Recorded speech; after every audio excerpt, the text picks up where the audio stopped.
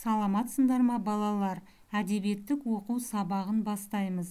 Сабақтың тақырыбы бақшада. Сабақтың мақсаты кейіпкердің сыртқы келбетін сипаттау, мінез құлқы мен іс әрекетін бағалау, өз ойы мен сезімін тірек сөздерді пайдалана отырып жеткізу. Балалар, көктем басталысымен бақшада қызу еңбек басталады. Бақшаға көкөністер егеді. Қандай көкөністер егетінін қане бірге айтып көрейік. Яғни кластерді құрастырып көрейік.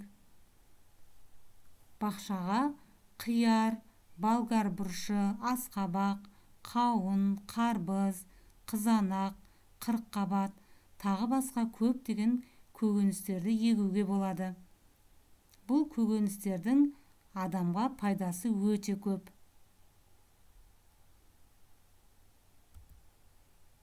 Бүгін біз даңғой мысалын өтеміз. Мысалды түсініп бірге оқып көрейік. Көрінбей көзге бір қияр, қалтарыста қалыпты. Көңілінде зор қиял, маңайға жар салыпты.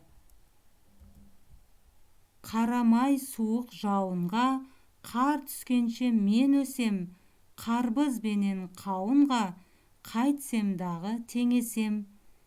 Үстемелеп салмағым, алып болам, нән болам, топырақтың бар нәрін тататын тек мен болам. Деді байғұс күрсініп, даңғойланды, мақтанды, жел өкпелік қырсығы барлық сырын ақтарды. Бірақ болмай дегені, жетті уақыт мөлшері, тамырының қорегі таусылды да ол семді. Жарамады жеуге де, адам қолға алмады, жарамады жемге де, мал маңына бармады. Жарамаса кәдеге, құр жатқаннан не пайда, өндірмесе дәнеме, мақтанғаннан не пайда. Балалар, өлеңде даңғой деген сөз кездеседі. Яғни даңғой мақтаншақ деген мағынаны білдіреді. Нән бұл жерде үлкен деген мағынаны білдіреді. Өлеңнің авторы Есентай Ерботин. Ол Павлодар облысында туылған ақын. Оның өрнек, өнеге, тағы басқа кітаптары бар.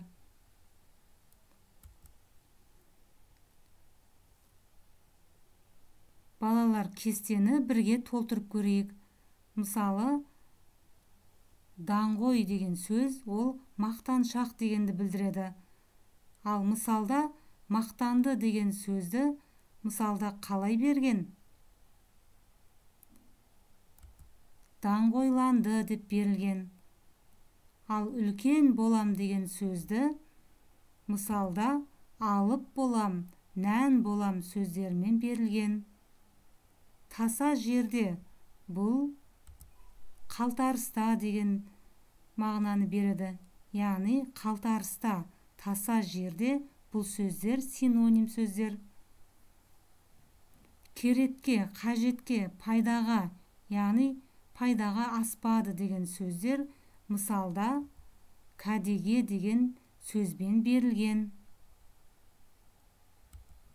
Балалар, сендер даңғой қиярдың суретін салып көріңдер.